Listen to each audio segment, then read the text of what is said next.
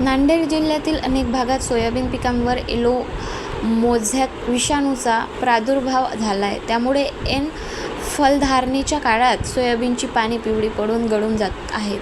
पाने गळून पडत असल्याने सोयाबीन पिकाची अन्न निर्मिती थांबत चालली. त्यामुळे उत्पादनात मोठी घट होण्याची भीती कृषी तज्ज्ञांनी व्यक्त केली.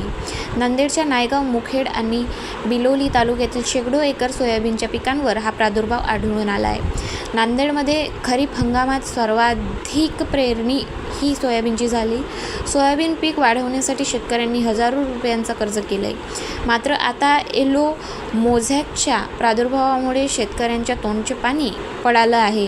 हा येलो मोझॅकचा प्रकार मागल्या 3 दिवसाखाली फक्त इथं 2% होता. कुठंतरी एखादं झाड दिसायचं, पण आज बघतोय तर शिवारामध्ये अंदाजित 50% एवढा येलो मोझॅकचा रोग हा मोठ्या प्रमाणात वाढला असून एक तर आम्हाला एक सीझन येतंय आणि एक सीझन येत असताना जर एवढ्या मोठ्या प्रमाणात आम्ही सोयाबीन पेरूनही जर याच्यावर जर रोग येत असेल आणि आम्ही हजारो रुपये फवारणीसाठी घालतोय, अनेक प्रकारचे औषधं मारतोय. आता या 4 दिवसामध्ये कमीत कमी 2 ते 3 फवारण्या केल्या, पण हे कुठल्याच फवारणीनं ह्याच्यावर आवर बसताना काही दिसत नाहीये.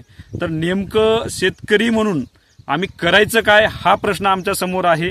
आणि आता ह्या एवढ्या मोठ्या प्रमाणात रोग आल्याच्या नंतरही आम्हाला शासनाकडून काही मिळेल नाही मिळेल काय याबद्दल तर बिलकुल कल्पना नाही.